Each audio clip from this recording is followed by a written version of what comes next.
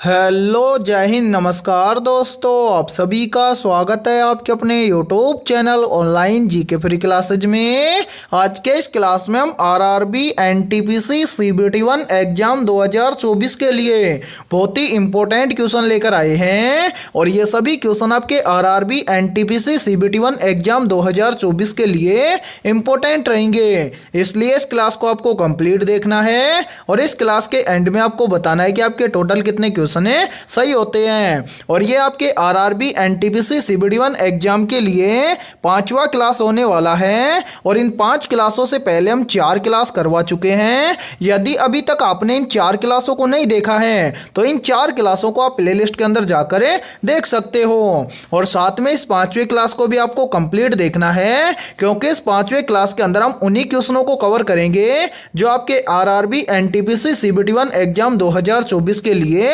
Important रहेंगे। ठीक है, और यदि आप इस चैनल से पहली बार जुड़े हैं तो चैनल को कर लेना सब्सक्राइब और बेल आइकन को प्रेस करना, ताकि ऐसी ही शानदार क्लास का नोटिफिकेशन आपको सबसे पहले देखने को मिले। तो चलिए शुरू करते हैं आज के इस 5वें क्लास को बिना देरी के। पहला प्रश्न है आप सभी के सामने, नीचे दिए गए विकल्पों में से उस संख्या का चयन करें जो प्रश्न चिन्ह के स्थान पर भरी जाएगी। यानी कि ये पहला प्रश्न आप सभी के सामने नंबर एनालॉजी से संबंधित प्रश्न दिया गया है और आपसे पूछा गया है कि 59 का संबंध है 196 के साथ में, तो 67 का संबंध किस संख्या के साथ में होगा। तो इस टाइप के प्रश्न को आप एग्जाम में कैसे सोल्व करेंगे, तो वो देखिए आपको जब भी एग्जाम में नंबर एनालॉजी से संबंधित प्रश्न दिया जाए तो आपको क्या करना है, सबसे पहले तो आपको यहां पर पता करना है कि यहां पर 59 से यहां पर 196 कैसे लिखा गया है। यानी कि जिस प्रकार 59 से 196 लिखा गया है सेम उसी प्रकार से हम यहां पर बताएंगे कि 67 से इस प्रश्न चिन्ह के स्थान पर क्या लिखा जाएगा। तो यहां पर इस प्रश्न को किस लॉजिक के आधार पर सोल्व किया गया है, तो वो देखिए यहां पर देखिए मेरे भाई, यहां पर 59 से यहां पर 196 लिखा गया है कैसे, तो सबसे पहले क्या किया गया है, इस 59 की दोनों संख्याओं को आपस में जोड़ा गया है। तो देखिए 59 की दोनों संख्याओं को आपस में जोड़ेंगे तो 5 और 9 कितना हो जाएगा, तो 5 और 9 हो जाएगा 14। अब 14 से 196 कैसे बनेगा, तो यहां पर क्या किया गया है, इस 14 का किया गया है स्क्वायर, 14 का स्क्वायर होता है 196। और ध्यान से देखिए 196 आप सभी के सामने दिया गया है। अब क्या करेंगे, यही सेम लॉजिक हम लगाएंगे 67 के अंदर और इस प्रश्न चिन्ह की वैल्यू ज्ञात करेंगे। तो क्या करेंगे, सबसे पहले तो 67 की दोनों संख्याओं को आपस में जोड़ेंगे। तो यहां पर देखिए मेरे भाई 67 की दोनों संख्याओं को आपस में जोड़ेंगे तो 6 और 7 कितना हो जाएगा, तो 6 और 7 हो जाएगा 13। अब क्या करेंगे, इस 13 का भी स्क्वायर कर देंगे। 13 का स्क्वायर कितना होता है, 13 का स्क्वायर होता है 169। यानी कि इस प्रश्न चिन्ह के स्थान पर संख्या भरी जाएगी 169। अब हमें देखना है कि 169 किसी ऑप्शन में है, तो हाँ सर 169 हमें दिया गया है ऑप्शन सी के अंदर, यानी कि पहले प्रश्न के अंदर ऑप्शन सी हो जाएगा सभी का करेक्ट आंसर। तो उम्मीद करता हूं कि पहला प्रश्न आपको अच्छे से क्लियर हो गया होगा और जब भी इस टाइप का प्रश्न आपको एग्जाम में दिया जाएगा तो फटाफट से सोल्व कर लेंगे। ठीक है, तो चलिए फिर अगला प्रश्न देखते हैं। दूसरा प्रश्न है आप सभी के सामने, नीचे दी गई आकृति में कुल कितने त्रिभुज हैं ज्ञात करें। यानी कि दूसरा प्रश्न आप सभी के सामने काउंटिंग फिगर से संबंधित प्रश्न दिया गया है और आपसे पूछा गया है कि नीचे जो ये आकृति दी गई है इस आकृति में कुल कितने त्रिभुज हैं। तो इस टाइप के प्रश्न को आप एग्जाम में फटाफट से कैसे सोल्व करेंगे, तो वो देखिए इस टाइप के प्रश्न को आप एग्जाम में फटाफट से सोल्व करेंगे कैसे, तो इसके लिए बहुत ही शानदार ट्रिक है और यदि ये ट्रिक आपको याद है तो इस टाइप के प्रश्न को आप एग्जाम के अंदर मात्र 2 से 3 सेकंड में सोल्व करेंगे। ट्रिक क्या है, तो वो देखिए यहां पर देखिए मेरे भाई, सबसे पहले आपको याद क्या रखना है, आपको हमेशा याद रखना है जब भी आपको इस तरह की आकृति दिखाई दे तो याद रखना ऐसी आकृति में त्रिभुजों की संख्या होती है 8। अब इस तरह की आकृति में 8 त्रिभुज कैसे होते हैं, तो वो देखिए यहां पर देखिए सबसे पहले आप सिंगल फलक वाले त्रिभुज देखिए, करेंगे, देखिए एक त्रिभुज ये हो जाएगा, दूसरा त्रिभुज ये हो जाएगा, तीसरा त्रिभुज ये हो जाएगा और चौथा त्रिभुज ये हो जाएगा। ठीक है, 4 त्रिभुज हो गए।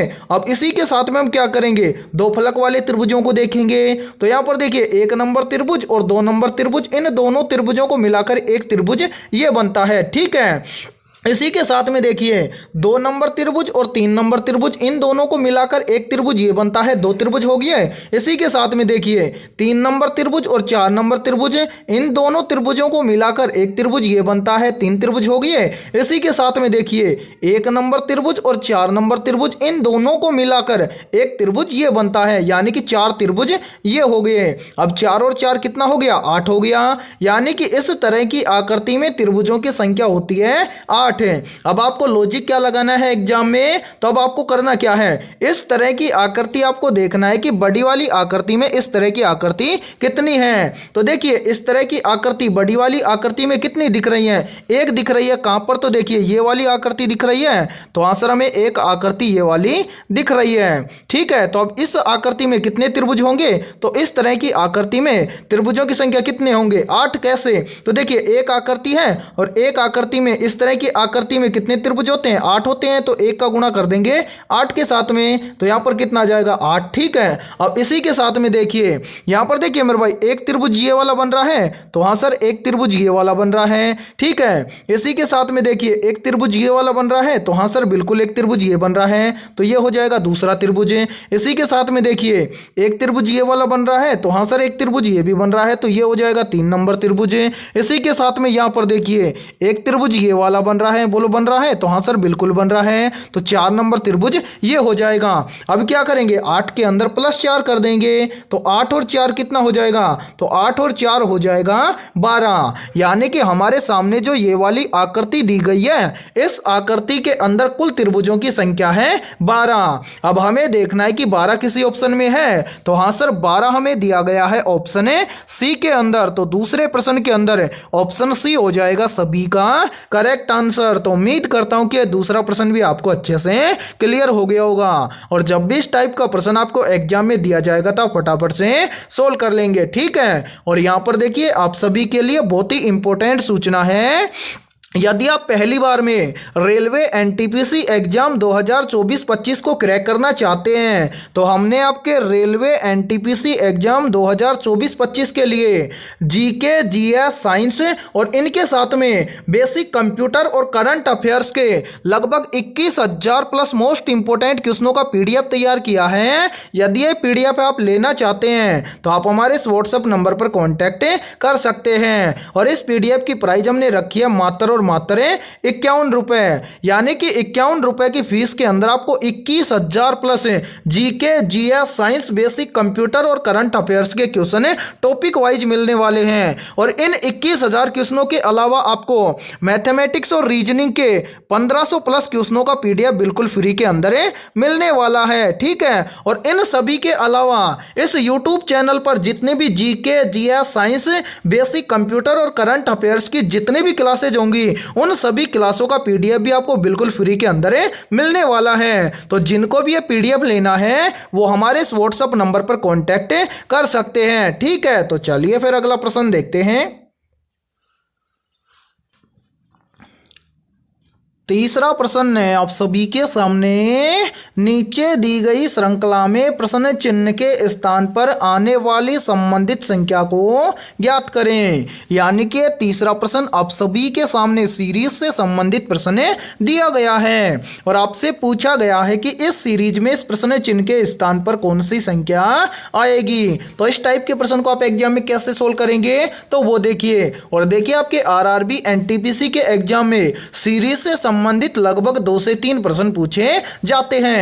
तो जब भी आपको एग्जाम में सीरीज से संबंधित प्रश्न दिया जाए तो सोल्व कैसे करेंगे, तो देखिए जब भी आपको एग्जाम में सीरीज से संबंधित प्रश्न दिया जाए तो आपको करना क्या है, सबसे पहले तो आपको सीरीज को ध्यान से देखना है और यह पता लगाना है कि सीरीज में आपको क्या क्या दिया गया है और किस प्रकार से सीरीज आगे की ओर बढ़ रहा है। फिर हम उसको क्या करेंगे, सोल्व करेंगे। कैसे, तो देखिए सबसे पहले तो यहां पर देखिए इस सीरीज में क्या क्या दिया गया है, तो देखिए यहाँ पर देखिए 1 दिया गया है, 1 के बाद में 23, 23 के बाद में 2, 2 के बाद में 18, 18 के बाद में 4, 4 के बाद में 13, 13 के बाद में 8, 8 के बाद में फिर से 8, 8 के बाद में दिया गया है 16 और 16 के बाद में हमसे पूछा गया है कि इस प्रश्न चिन्ह के स्थान पर क्या आएगा। तो यहाँ पर इस सीरीज के अंदर आपको एक चीज तो पता चला है क्या, कि इस सीरीज के अंदर जो संख्या दी गई है वो संख्या कैसे चल रही है, यानी कि पहले संख्या छोटी है, उसके बाद में बड़ी है, फिर छोटी है, फिर बड़ी है। जब भी इस टाइप का सीरीज आपको एग्जाम में दिया जाए तो इस टाइप के सीरीज को आप सोल्व करेंगे कैसे। तो देखिए जब भी आपको सीरीज इस टाइप से दिया जाए कि पहले संख्या छोटी फिर बड़ी फिर छोटी फिर बड़ी, तो इस टाइप की सीरीज को सोल्व करना है एक संख्या को छोड़कर एक संख्या को। कैसे, तो देखिए यहां पर देखिए मेरे भाई, सबसे पहले हम सीरीज को सोल्व करेंगे। इसको देखिए 1 से चलेंगे एक संख्या छोड़कर आगे, तो कितना हो रहा है 2, तो 1 से 2 कैसे बनेगा। तो यहां पर देखिए यदि हम 1 का क्या कर दें 2 गुना कर दें तो यहां पर बन जाएगा 2। फिर देखिए 2 से एक संख्या छोड़कर आगे चलेंगे तो कितना है 4 है, तो 2 से 4 कैसे बनेगा। तो यहां पर देखिए यदि हम 2 का 2 गुना कर दें तो 2 का 2 गुना होता है 4। फिर देखिए 4 से एक संख्या छोड़कर आगे चलेंगे तो कितना बन रहा है 8 है, तो 4 से 8 कैसे बनेगा।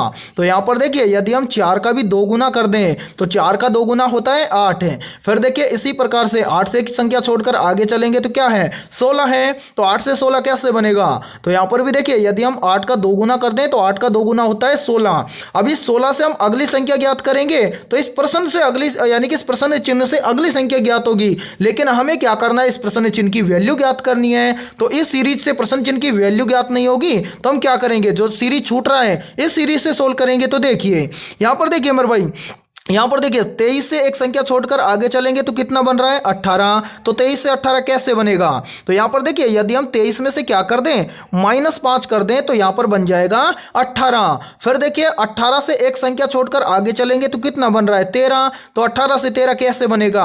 तो यहां पर देखिए यदि हम 18 में से क्या कर दें -5 कर दें तो 18 में से -5 करेंगे तो यहां पर बन जाएगा 13। फिर देखिए 13 से एक संख्या छोड़कर आगे चलेंगे तो कितना बन रहा है 8 बन रहा है, तो 13 से 8 कैसे बनेगा।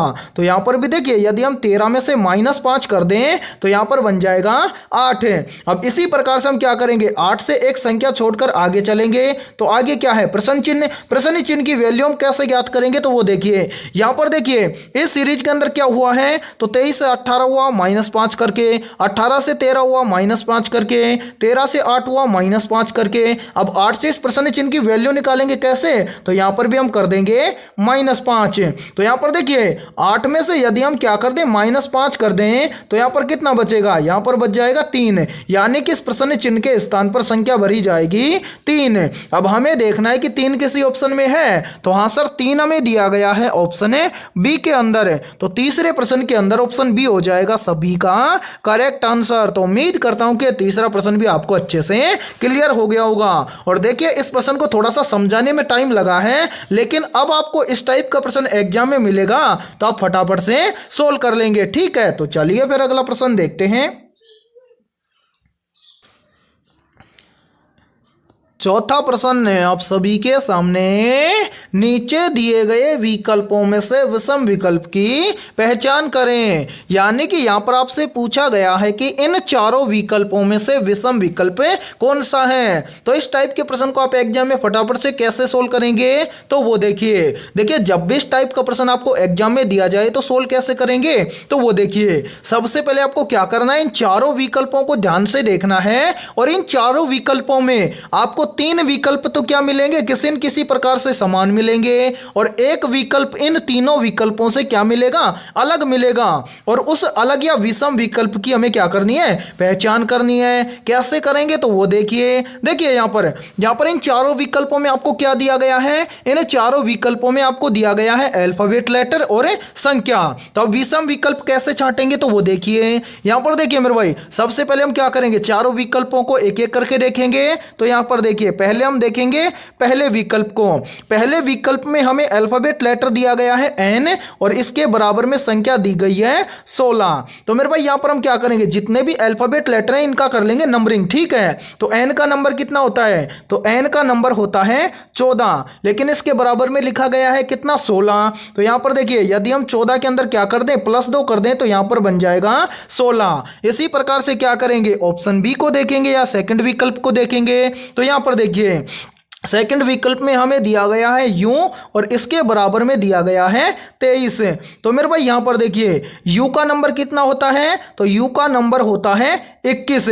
अब यहाँ पर इसके सामने दिया गया है 23, तो यहाँ पर भी देखिए यदि हम 21 के अंदर क्या कर दें, +2 कर दें, तो 21 और 2 कितना हो जाएगा, 23 हो जाएगा। और यहाँ पर देखिए 23 हमें दिया गया है। अब इसी प्रकार से हम क्या करेंगे, ऑप्शन सी या तीसरे विकल्प को देखेंगे। तो तीसरे विकल्प में हमें क्या दिया गया है, P दिया गया है और इसके बराबर में दिया गया है 18। ठीक है, अब यहाँ पर देखिए P का नंबर कितना होता है, तो P का नंबर होता है 16 और इसके बराबर में कितना दिया गया है, 18। तो यहाँ पर भी देखिए यदि हम 16 के अंदर क्या कर दें, +2 कर दें, तो 16 और 2 मिलकर हो जाएगा 18। अब इसी प्रकार से क्या करेंगे, चौथे विकल्प को देखेंगे। तो चौथे विकल्प में हमें क्या दिया गया है, R दिया गया है और इसके बराबर में दिया गया है 21। अब यहाँ पर देखिए मेरे भाई यानी कि R का नंबर कितना होता है, तो R का नंबर होता है 18 और इसके बराबर में दिया गया है 21। तो 18 से 21 कैसे बनेगा, तो यहां पर देखिए यदि हम 18 के अंदर क्या कर दें, +3 कर दें, तो 18 और 3 हो जाएगा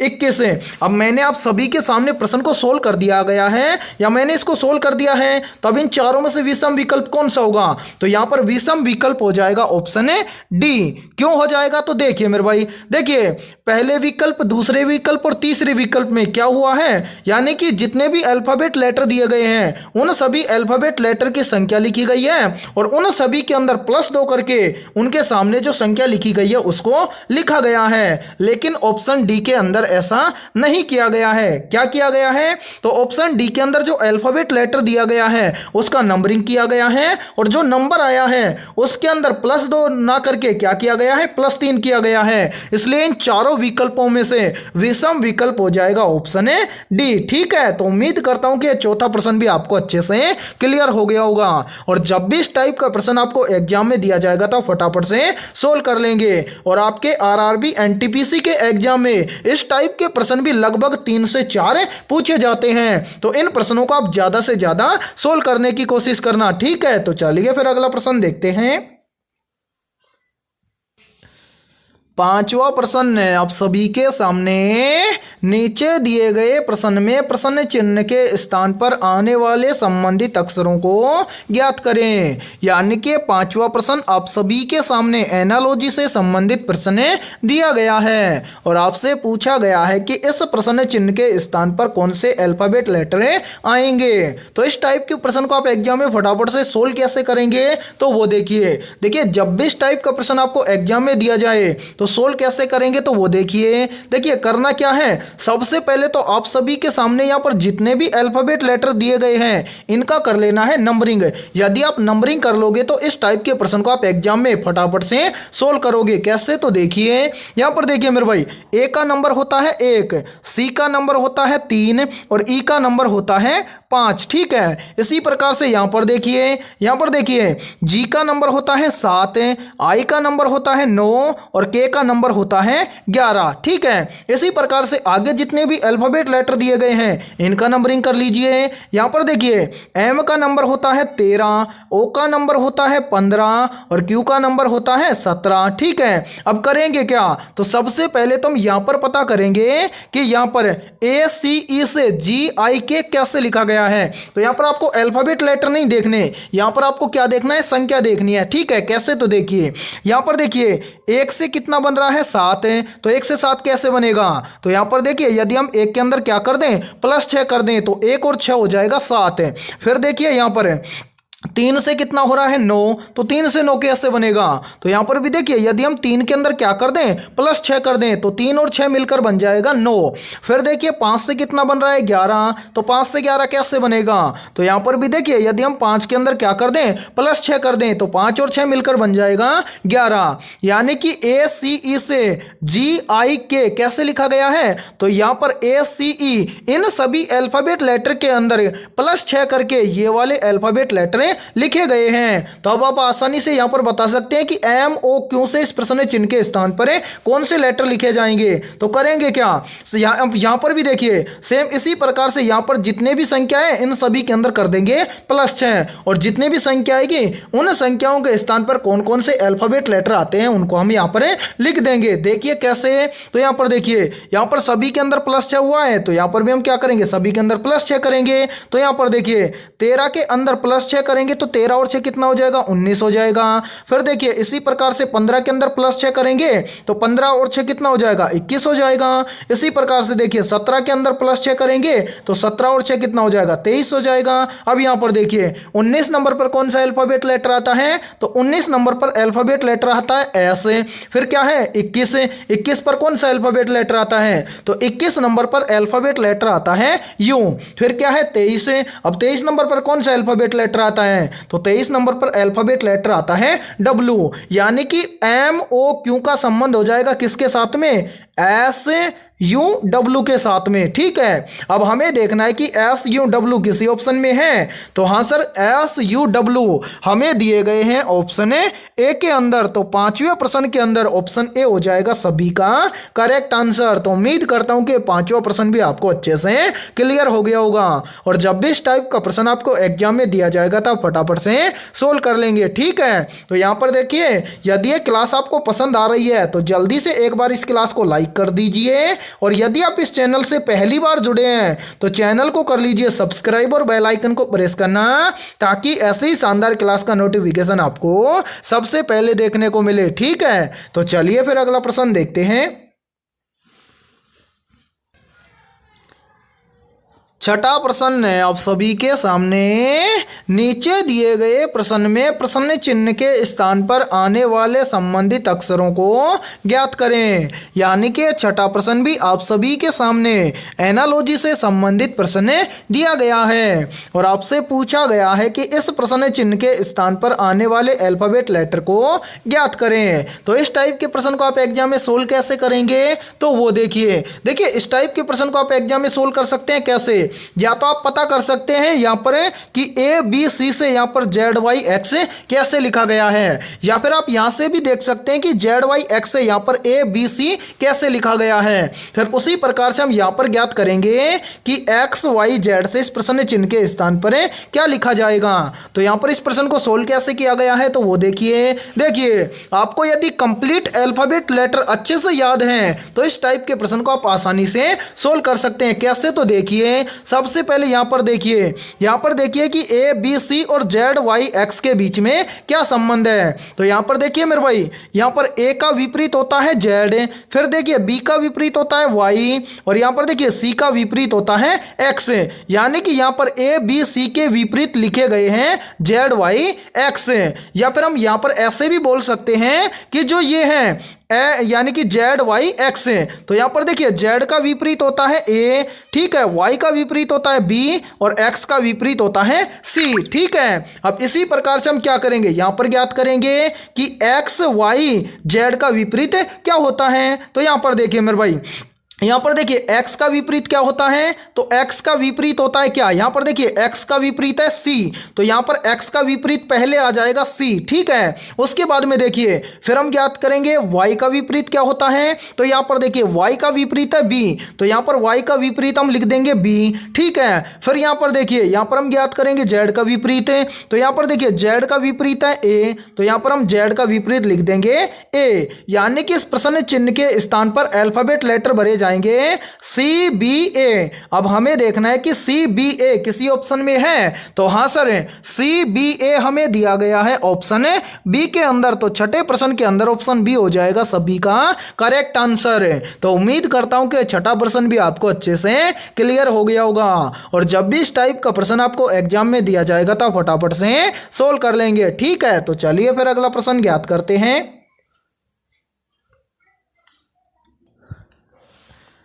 सातवां प्रश्न है आप सभी के सामने, यदि AT बराबर 21 है और CAP बराबर 20 है तो HEN बराबर है क्या होगा। यानी कि ये सातवां प्रश्न आप सभी के सामने कोडिंग डिकोडिंग से संबंधित प्रश्न दिया गया है। तो इस टाइप के प्रश्न को आप एग्जाम में सोल्व कैसे करेंगे, तो वो देखिए जब भी इस टाइप का प्रश्न आपको एग्जाम में दिया जाए तो आपको क्या करना है, सबसे पहले तो आपको यहाँ पर पता करना है कि AT बराबर 21 कैसे लिखा गया है। फिर इसी प्रकार से आपको यहां पर पता करना है कि CAP बराबर 20 कैसे लिखा गया है। फिर उसी प्रकार से हम यहां पर बताएंगे कि HEN बराबर क्या लिखा जाएगा। तो यहां पर इस प्रश्न को सोल्व कैसे किया गया है, तो वो देखिए मेरे भाई यहां पर आपको लॉजिक लगाना है। क्या देखिए, जब भी आपको पहले अल्फाबेट लेटर दिए जाएं और उसके जस्ट सामने आपको संख्या दी जाए तो आपको करना क्या है, सबसे पहले तो यहां पर जितने भी अल्फाबेट लेटर दिए गए हैं उनका कर लेना है नंबरिंग। ठीक है, तो यहां पर देखिए इस प्रश्न को सोल्व किया गया है कैसे। तो सबसे पहले हम क्या करेंगे, AT अल्फाबेट लेटर का नंबरिंग करेंगे। तो यहां पर देखिए A का नंबर होता है 1 और T का नंबर होता है 20। अब यहां पर क्या किया गया है, इन दोनों संख्याओं को आपस में जोड़ा गया है। तो 1 और 20 कितना हो जाएगा, तो 1 और 20 हो जाएगा 21। और यहां पर देखिए 21 आप सभी के सामने दिया गया है। अब क्या करेंगे, इसी प्रकार से यहां पर देखेंगे कि CAP बराबर 20 इसी प्रकार से लिखा गया है क्या। तो क्या करेंगे, यहां पर भी जितने भी अल्फाबेट लेटर हैं उनका करेंगे नंबरिंग। तो यहां पर देखिए C का नंबर होता है 3, A का नंबर होता है 1 और P का नंबर होता है 16। अब इन सभी को जोड़िए तो यहां पर देखिए 3 और 1 हो जाएगा 4, 4 और 16 कितना हो जाएगा 20। और ध्यान से देखिए 20 यहां पर आप सभी के सामने दिया गया है। तो अब आप यहां पर आसानी से बता सकते हैं कि HEN बराबर क्या लिखा जाएगा। तो आंसर हम बिल्कुल बता सकते हैं कि HEN बराबर क्या लिखा जाएगा। तो करेंगे क्या, सबसे पहले तो यहां पर जितने भी अल्फाबेट लेटर हैं इनका करेंगे नंबरिंग। तो यहां पर देखिए H का नंबर होता है 8, फिर क्या है E का नंबर होता है 5, फिर क्या है N का नंबर होता है 14। अब इन सभी को जोड़िए तो यहाँ पर देखिए 8 और 5 कितना हो जाएगा 13, 13 और 14 कितना हो जाएगा, तो 13 और 14 हो जाएगा 27। यानी कि HEN बराबर लिखा जाएगा 27। अब हमें देखना है कि 27 किसी ऑप्शन में है, तो हाँ सर 27 हमें दिया गया है ऑप्शन D के अंदर है। तो सातवें प्रश्न के अंदर ऑप्शन D हो जाएगा सभी का करेक्ट आंसर। तो उम्मीद करता हूं कि सातवां प्रश्न भी आपको अच्छे से क्लियर हो गया होगा। और जब भी आपको एग्जाम में कोडिंग डिकोडिंग से संबंधित प्रश्न दिया जाएगा तो आप फटाफट से सोल्व कर लेंगे। ठीक है, तो चलिए फिर अगला प्रश्न देखते हैं। 8वां प्रश्न है आप सभी के सामने, यदि TEO बराबर 40 और TARY बराबर 64 है तो AMENDMENT बराबर है क्या होगा। यानी कि 8वां प्रश्न भी आप सभी के सामने कोडिंग डिकोडिंग से संबंधित प्रश्न दिया गया है। तो इस प्रश्न को आप कैसे सोल्व करेंगे, तो जिस प्रकार से आपने 7वें प्रश्न को सोल्व किया है सेम उसी प्रकार से हम 8वें प्रश्न को सोल्व करेंगे। तो करेंगे क्या, सबसे पहले तो हम यहां पर पता करेंगे कि TEO बराबर यहां पर 40 कैसे लिखा गया है। फिर उसी प्रकार से हम यहां पर पता करेंगे कि TARY बराबर यहां पर 64 कैसे लिखा गया है। फिर उसी प्रकार से हम यहां पर बताएंगे कि AMENDMENT बराबर क्या होगा। तो यहां पर इस प्रश्न को किस लॉजिक के आधार पर सोल्व किया गया है, तो वो देखिए मैंने अभी आपको बताया था कि जब भी आपको पहले अल्फाबेट लेटर दिए जाएं और उसके जस्ट सामने संख्या दी जाए तो आपको क्या करना है, सबसे पहले तो अल्फाबेट लेटर का करना है नंबरिंग। तो यहां पर देखिए मेरे भाई, यहाँ पर देखिए पहला लेटर है T, तो T का नंबर होता है कितना 20। ठीक है, उसके बाद में क्या है E का नंबर कितना होता है 5। और फिर क्या है E के बाद में है O का नंबर कितना होता है, O का नंबर होता है 15। अब यहाँ पर इन सभी संख्याओं को हम क्या करें कि यहाँ पर 40 हो जाए। तो यहाँ पर ध्यान से देखिए, यदि हम इन सभी संख्याओं को आपस में जोड़ दें तो यहाँ पर देखिए 20 और 5 कितना हो जाएगा 25, 25 और 15 कितना हो जाएगा 40। यानी कि इन सभी संख्याओं को यदि हम जोड़ देते हैं तो कितना आ जाता है 40। 40 और यहाँ पर ध्यान से देखिए 40 यहाँ पर आप सभी के सामने दिया गया है। अब क्या करेंगे, सेम इसी प्रकार से यहाँ पर देखेंगे कि TARY बराबर 64 इसी प्रकार से लिखा गया है क्या। तो यहाँ पर क्या करेंगे, सबसे पहले यहाँ पर जितने भी अल्फाबेट लेटर इनका करेंगे नंबरिंग। तो यहाँ पर देखिए T का नंबर होता है 20, ठीक है। उसके बाद में क्या है A का नंबर होता है 1, फिर क्या है R का नंबर कितना होता है 18, फिर क्या है Y का नंबर कितना होता है 25। अब हम क्या करेंगे, इन सभी अंकों को आपस में जोड़ लेंगे। तो यहाँ पर देखिए 20 और 1 कितना हो जाएगा 21, 21 और 18 कितना हो जाएगा 39, 39 और 25 कितना हो जाएगा, तो 39 और 25 हो जाएगा 64। और मेरे भाई ध्यान से देखिए 64 यहाँ पर आप सभी के सामने दिया गया है। अब आप आसानी से यहाँ पर बता सकते हैं कि यहाँ पर AMENDMENT बराबर है क्या होगा। तो हाँ सर हम बिल्कुल बता सकते हैं कि AMENDMENT बराबर है क्या होगा। तो क्या करेंगे, सबसे पहले तो यहाँ पर जितने भी हमारे सामने अल्फाबेट लेटर दिए गए हैं इनका करेंगे हम नंबरिंग, और उन सभी नंबर को हम क्या करेंगे आपस में ऐड कर देंगे, ठीक है। तो यहाँ पर देखिए मेरे भाई, यहाँ पर हम पहले तो कर लेते हैं कलर चेंज ताकि आपको समझने में कोई भी दिक्कत ना आए। तो यहाँ पर देखिए यहाँ पर पहला लेटर है ए का नंबर होता है 1, ठीक है। उसके बाद में क्या है एम का नंबर होता है 13, ठीक है। फिर देखिए एम के बाद में है ई का नंबर होता है 5, फिर देखिए ई के बाद में है एन का नंबर कितना होता है, एन का नंबर होता है 14, तो यहाँ पर हम लिख देंगे 14, ठीक है। फिर क्या है एन के बाद में है डी का नंबर होता है 4, फिर क्या है देखिए आगे डी के बाद में है एम का नंबर होता है 13, फिर क्या है ई का नंबर होता है 5, तो यहाँ पर हम लिख देंगे 5। फिर क्या है एन का नंबर कितना होता है 14, तो यहाँ पर हम लिखेंगे 14। फिर क्या है टी का नंबर कितना होता है 20, तो यहाँ पर हम लिख देंगे 20। अब क्या करेंगे, इन सभी संख्याओं को हम टोटल कर लेंगे। तो यहाँ पर देखिए 1 और 13 कितना हो जाएगा 14, 14 और 5 कितना हो जाएगा 19, 19 और 14 कितना हो जाएगा, तो 19 और 14 हो जाएगा 33, 33 और 4 कितना हो जाएगा, यानी कि 33 और 4 हो जाएगा कितना 37, 37 और 13 कितना हो जाएगा 50, 50 और 5 कितना हो जाएगा 55, 55 और 14 कितना हो जाएगा 69, 69 और 20 कितना हो जाएगा, तो 69 और 20 हो जाएगा 89। यानी कि यहाँ पर देखिए AMENDMENT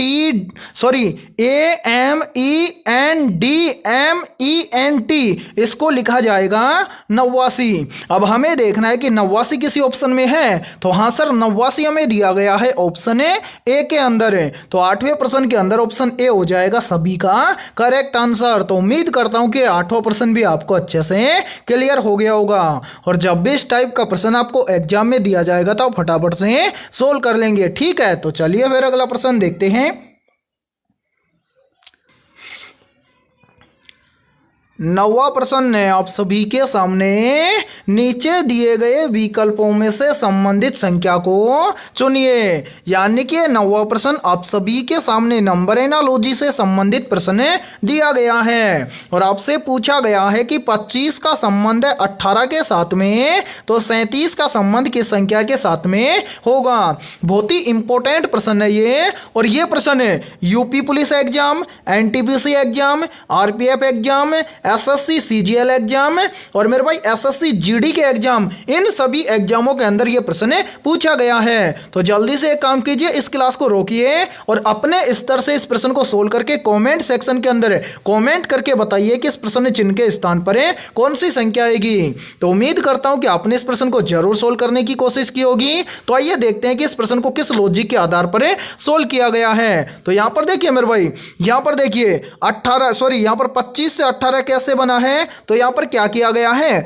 सबसे पहले तो इस 25 के दोनों अंकों को जोड़ा गया है। तो 25 के दोनों अंकों को हम जोड़ देंगे तो 2 और 5 कितना बनेगा, तो 2 और 5 बनेगा 7। अब 7 से 18 कैसे बनेगा, तो मेरे भाई यहां पर देखिए इस 25 में से क्या किया गया है, इस 7 को घटाया गया है। तो यहां पर देखिए 25 में से 7 को घटा देंगे तो यहां पर कितना बचेगा, यहां पर बचेगा 18। और ध्यान से देखिए 18 यहां पर आप सभी के सामने दिया गया है। हैं। अब क्या करेंगे, यही सेम लॉजिक हम लगाएंगे 37 के अंदर और इस प्रश्न चिन्ह की वैल्यू ज्ञात करेंगे। तो करेंगे क्या, सबसे पहले तो इस 37 की दोनों संख्याओं को आपस में जोड़ लेंगे।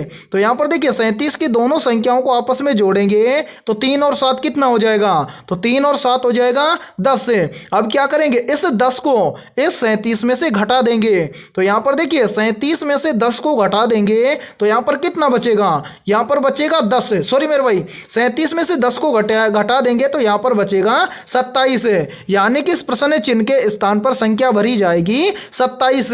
अब हमें देखना है कि 27 किसी ऑप्शन में है, तो आंसर 27 हमें दिया गया है ऑप्शन सी के अंदर है। तो 90वें प्रश्न के अंदर ऑप्शन सी हो जाएगा सभी का करेक्ट आंसर। तो उम्मीद करता हूं कि 9वां प्रश्न भी आपको अच्छे से क्लियर हो गया होगा और जब भी इस टाइप का प्रश्न आपको एग्जाम में दिया जाएगा तो आप फटाफट से सोल्व कर लेंगे। ठीक है, तो चलिए फिर अगला प्रश्न देखते हैं।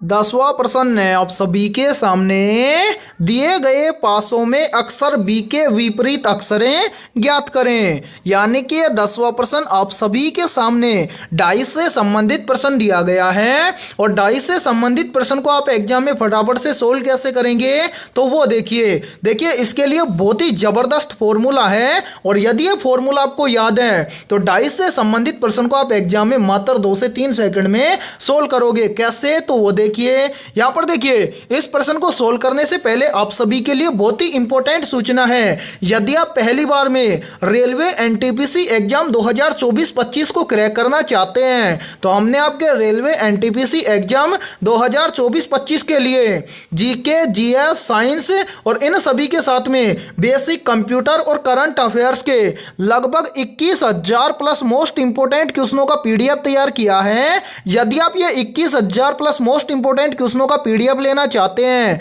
तो आप हमारे इस व्हाट्सएप नंबर पर कांटेक्ट कर सकते हैं। व्हाट्सएप नंबर है 7374826893। ये हमारा व्हाट्सएप नंबर है। इस व्हाट्सएप नंबर पर आप कांटेक्ट करके इस पीडीएफ को ले सकते हैं और इस पीडीएफ की प्राइस हमने रखी है मात्र और मात्र 51 रुपए, यानी कि 51 रुपए की फीस के अंदर आपको 21,000 plus GK, GS, science, basic computer और करंट अफेयर्स के क्वेश्चन मिलने वाले हैं और ये 21,000 क्वेश्चन टॉपिक वाइज रखे गए हैं और इन 21,000 क्वेश्चनों के अलावा आपको मैथमेटिक्स और रीजनिंग के 1500 प्लस क्वेश्चनों का पीडीएफ बिल्कुल फ्री के अंदर दिया जाएगा।